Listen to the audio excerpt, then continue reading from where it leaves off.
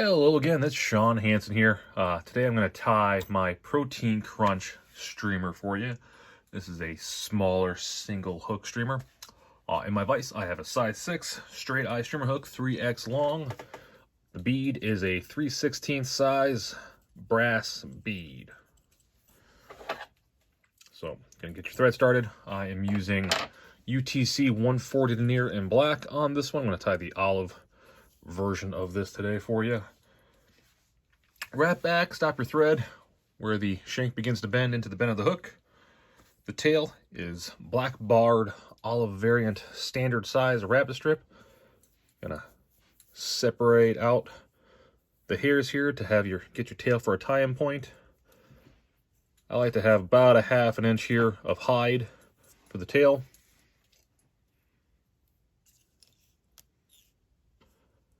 Get that tied in on the top of the shank. 4, 5, 6. All right. The body of this fly is pretty quick and simple. It's just ice dub.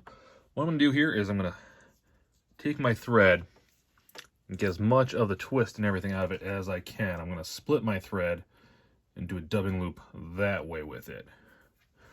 I really like the Stonfo thread splitting tool. That does a great job of it. I found that if you kind of work the thread in your fingers a little bit, that will flatten it out nicely for you so you can split it and do that. If you don't have the thread splitter tool, you can of course do just a dubbing loop with ice dub here.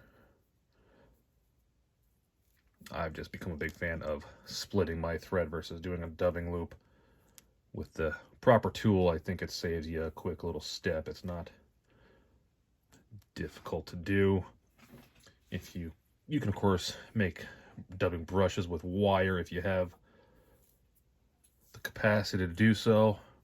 You can just tie in that dubbing brush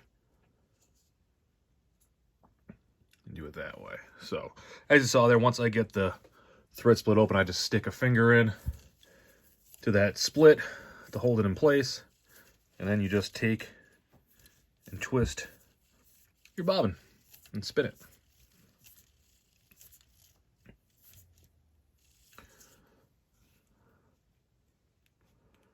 All right, so get that first wrap right there and just run it up to the bead.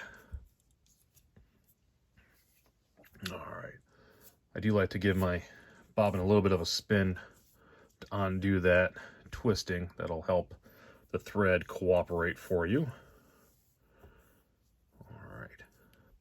Next up, I'm going to couple wraps on the rabbit hide there. Hold that in place. Snip that nice and close. Pull out that extra dubbing. Rabbit hair there. Couple extra thread wraps. I like to try to work it and force that chunk of hide underneath the bead. There we go. So that way it's hidden. So we're going to clean it all up nicely with some dubbing here in a minute. Next up is some rubber legs. This is just your standard medium size round rubber legs. This is the dark stone color. I like to make these as long as the body. 3 on each side.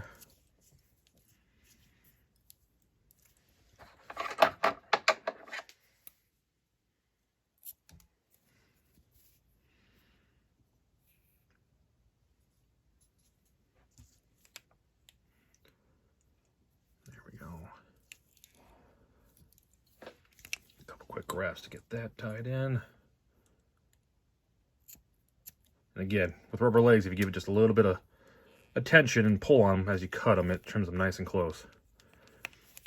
Here I'm going to build up my thread a little bit, make sure nothing's going to go anywhere. Give it a little touch of super glue to add durability to my fly. Just going to drop that in right there. Make sure nothing goes anywhere. And then I'm going to once more smooth out my thread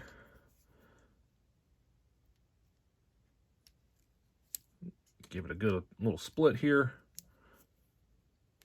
Don't need much of one here. And just a little bit of dubbing for a tiny little dubbing brush here again for at your head of the fly. Again, twist it up. So this is one place where learning how to do whip finishes with your fingers comes in handy, because now I can just do that without a tool in place. The super glue is going to make sure everything stays in place nicely as well. But now everything's cleaned up nicely. Let's get these rubber legs split apart.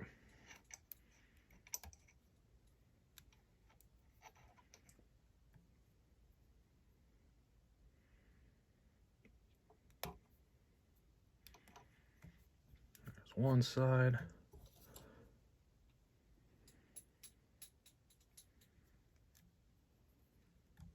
Side two. So there you have it. The protein crunch. Super quick and simple little pattern.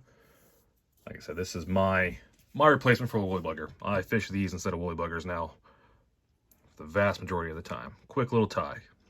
Like I said, if you wanted to make some dubbing brushes and have those pre-made with the ice dub, makes life a little bit quicker, but not a whole heck of a lot. I really like doing the split thread method. All right, thanks for watching. Appreciate it.